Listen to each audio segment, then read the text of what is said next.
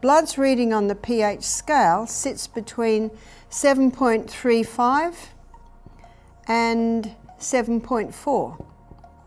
All blood must be within that scale, because if blood pH goes up to 8, that person will go into a coma and die of alkalosis. If blood pH drops down to 7.22, that person can go into a coma and die of acidosis. We will learn from Barbara O'Neill, an Australian health teacher who is internationally known for her focus on the body's natural healing potential. Disclaimer: the information provided in this video is for educational purposes only and is not a substitute for professional medical advice, diagnosis, or treatment. Always seek the advice of your physician or other qualified health provider with any questions you may have regarding a medical condition. Do not disregard professional medical advice or delay in seeking it because of something you have read or seen in this video. Maintaining the correct pH balance in the body is crucial for preventing the multiplication of harmful organisms like bacteria, yeasts, and fungi. Barbara O'Neill emphasizes the critical importance of maintaining the acid-base balance in the body for overall health. She explains that the body's pH balance is measured on a pH scale, where 0 is highly acidic, 14 is highly alkaline, and 7 is neutral. The blood's pH is tightly regulated between 7.35 and 7.4 to prevent life-threatening conditions like acidosis and alkalosis. This regulation is primarily managed by the lungs and kidneys. The lungs help by expelling carbon dioxide, which, if accumulated, can create an acidic condition in the blood. We don't have to worry about the pH of our blood, because there are two organs that are constantly working to keep it within that range. One is your lungs. When we exercise, we start breathing deeply, especially when we're running up a hill. We don't choose to do that. The reason why we start breathing deeply is that we're burning more fuel, and as we burn more fuel, more carbon dioxide is given off, and maybe even a little bit of lactic acid, and so the blood pH starts to get a little more acid. So the brain says to the lungs, breathe deeply, we need you to breathe out the carbon dioxide, and we need you to breathe in the oxygen, because we need more oxygen. Oxygen alkalizes. Getting rid of that carbon dioxide also helps to alkalize. That's how the lungs do it. That's why the best thing you can do if you're at all stressed, even the heart rate is getting a little bit uneven, if someone has heart arrhythmia, breathe deeply. Breathe deeply and get that life-giving oxygen in, which will soothe the nerves and have an alkalizing effect. The kidneys further regulate pH by filtering out excess acids or alkalines through urine. The other organ is the kidneys. The kidneys are constantly working to keep the pH of the blood within that range. Let me show you how it does it.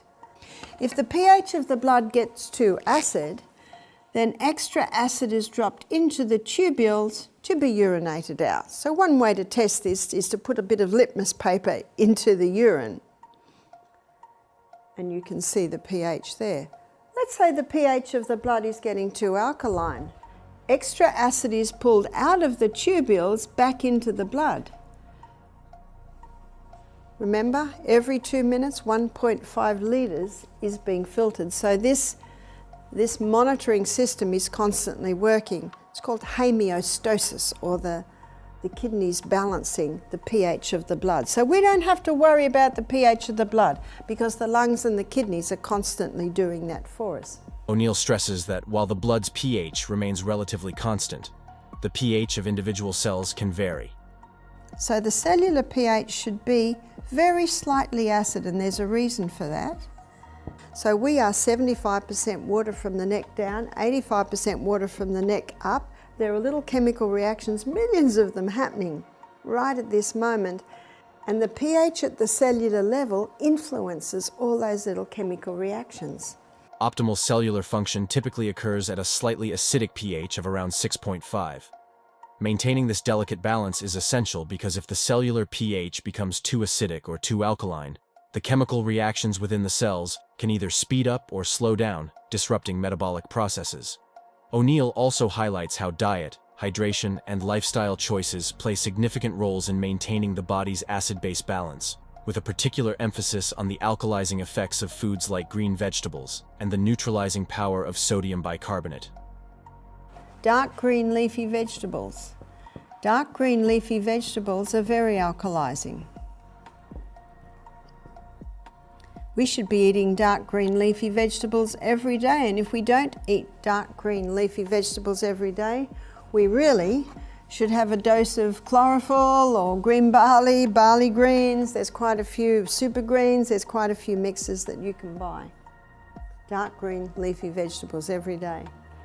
Barbara O'Neill explains that when these microorganisms become active in the human body due to cell damage or massive infiltration, their waste products create a very acidic environment.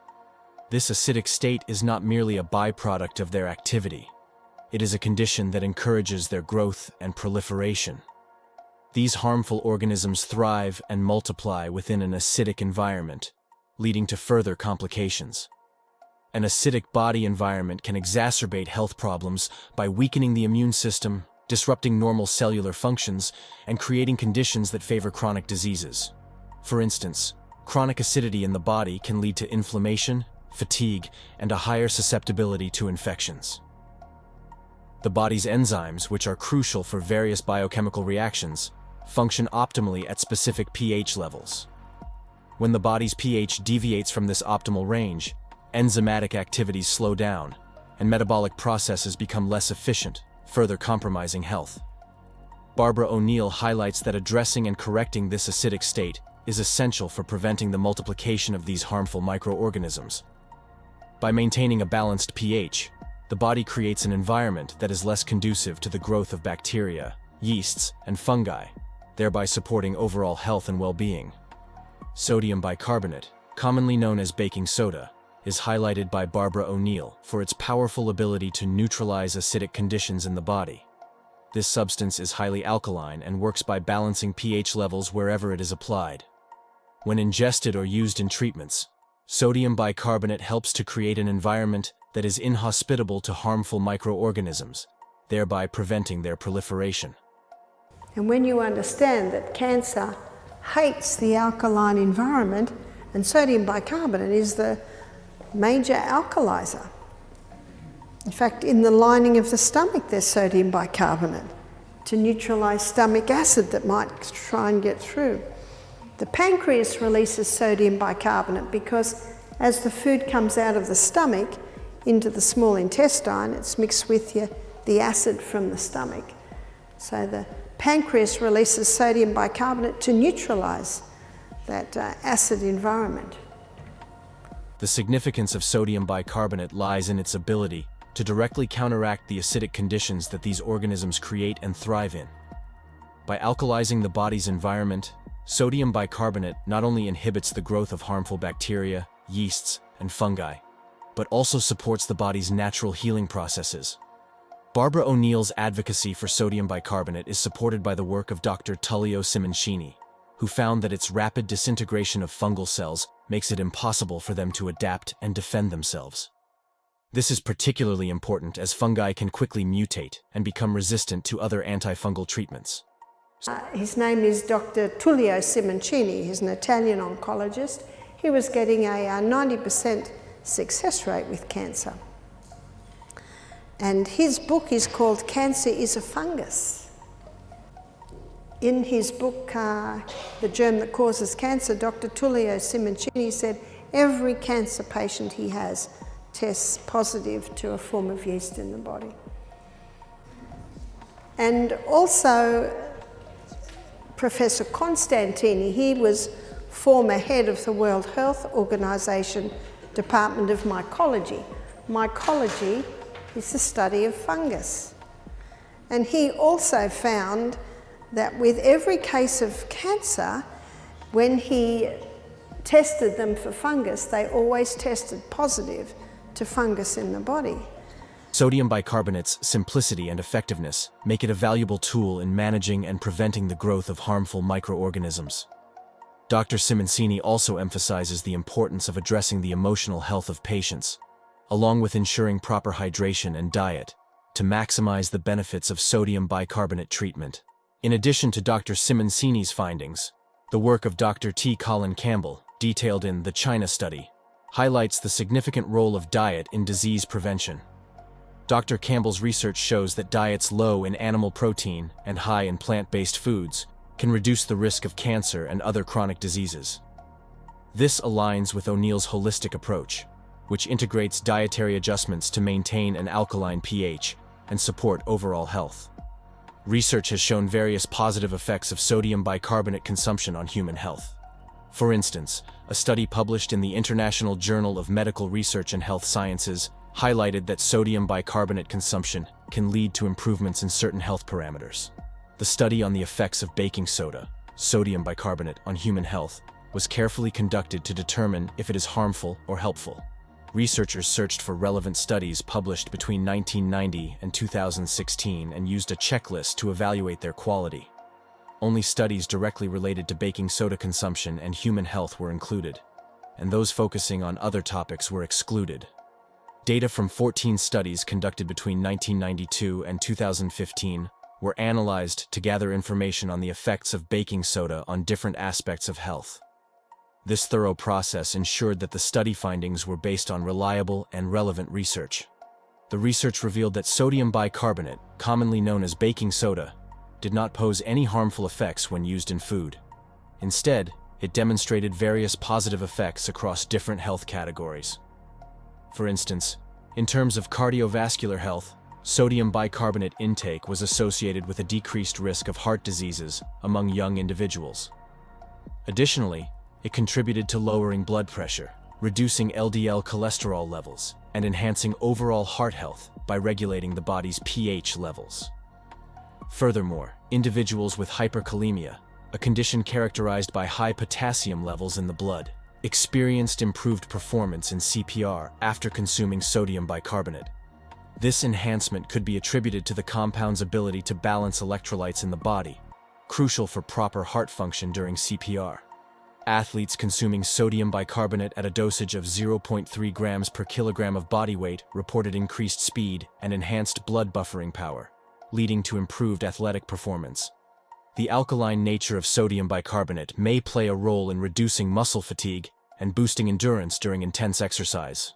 Moreover, patients with gastrointestinal cancer who incorporated sodium bicarbonate into their regimen reported a reduction in nausea and diarrhea resulting from chemotherapy. This positive outcome could be linked to sodium bicarbonate's capacity to neutralize stomach acid and alleviate digestive discomfort, thereby promoting better gastrointestinal health.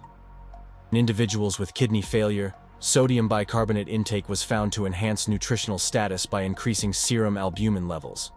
This improvement is likely connected to sodium bicarbonate's role in regulating acid-base balance in the body, essential for overall kidney function and nutrient absorption. It is important to note that the optimal dosage of sodium bicarbonate may vary based on individual health conditions, body weight, and specific health goals, highlighting the importance of personalized dosing recommendations for different populations. Barbara O'Neill's holistic approach to health underscores the vital importance of maintaining the body's pH balance and highlights the numerous benefits of sodium bicarbonate.